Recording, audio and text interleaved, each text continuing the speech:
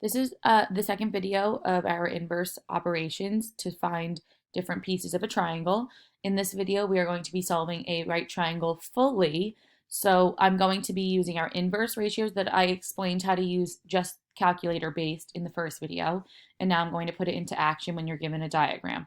We're also going to be using the trigonometric ratios we used a few weeks ago when we wanted to find missing side lengths as well.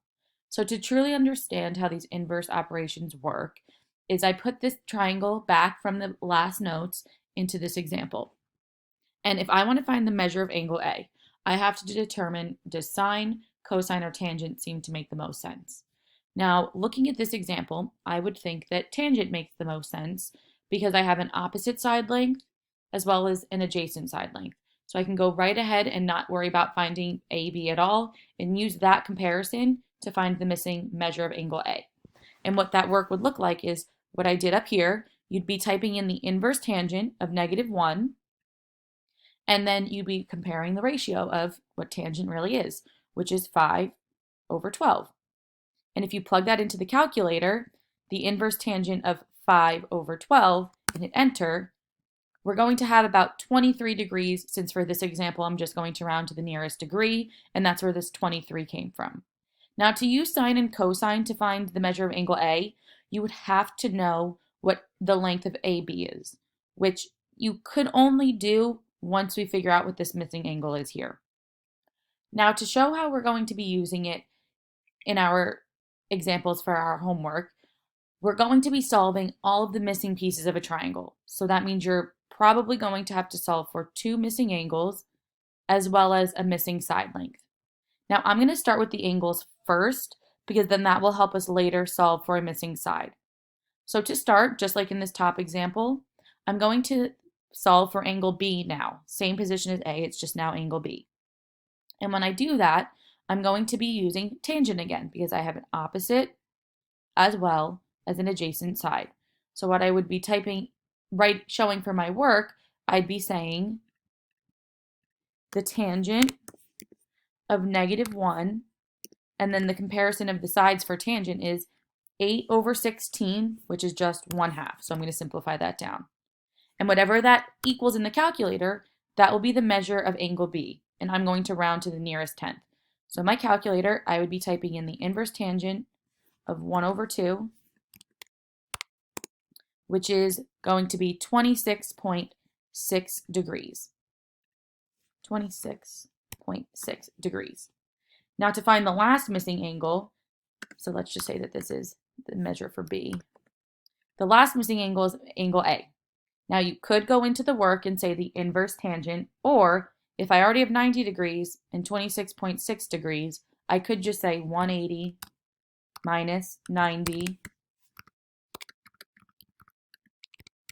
minus 26.6. And that will equal, let's see, 180 minus 90 minus 26.6, 63.4 degrees. Now to double check that that works, we should probably at least try out our inverse tangent ratio, except now it would be the inverse to find A, the inverse tangent would be 16/8, which would really just be 2/1, or just 2. So if I was to enter that into the calculator, I'd have the inverse tangent of 2/1, which would you look at that? It's 63.4. So either option is fine. I'm okay with you showing this work if you are not as comfortable with using the inverse tangent ratio again. So now that I have the 2 missing angles, this one is 63.4 and this one is 26.6, I can use either one of those to solve for the missing side of AB.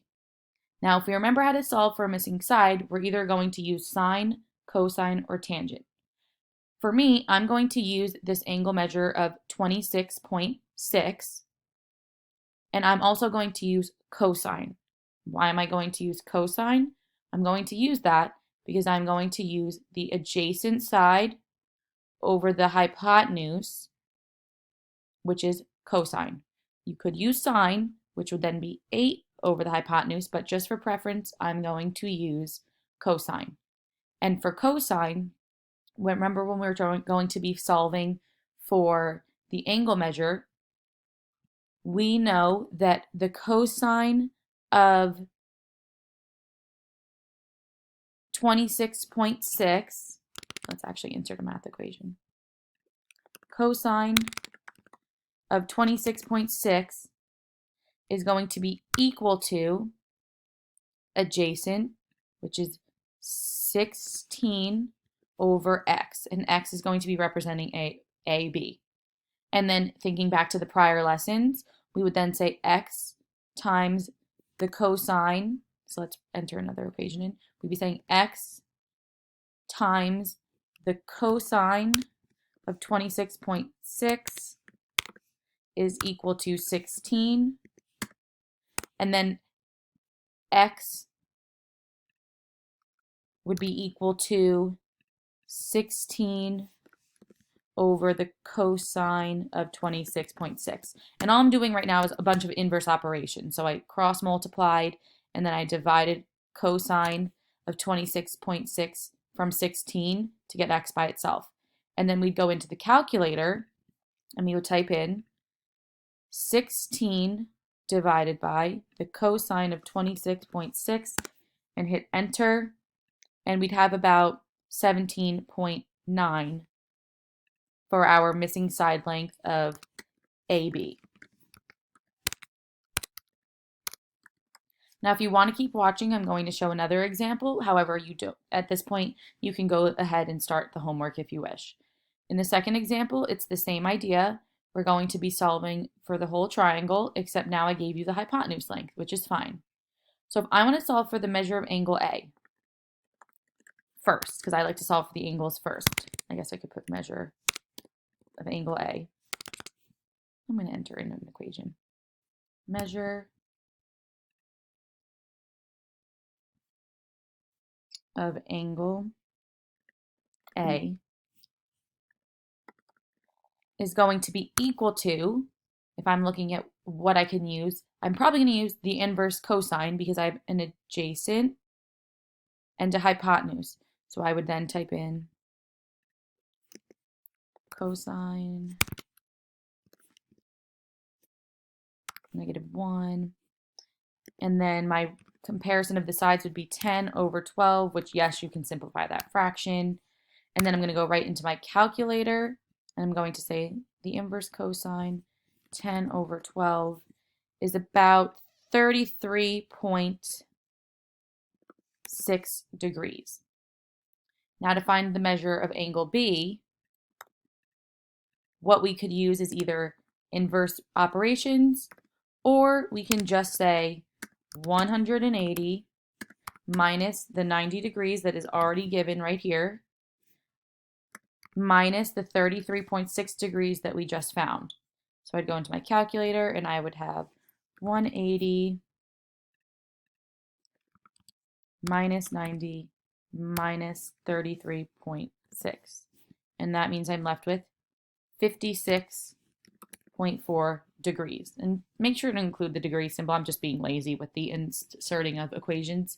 So now we found 2 of the 3 missing pieces of our triangle. The last piece is to find the missing side length here. Now, I'm going to use the measure of angle A just for preference, and then I'm going to think what is the best way to solve for that.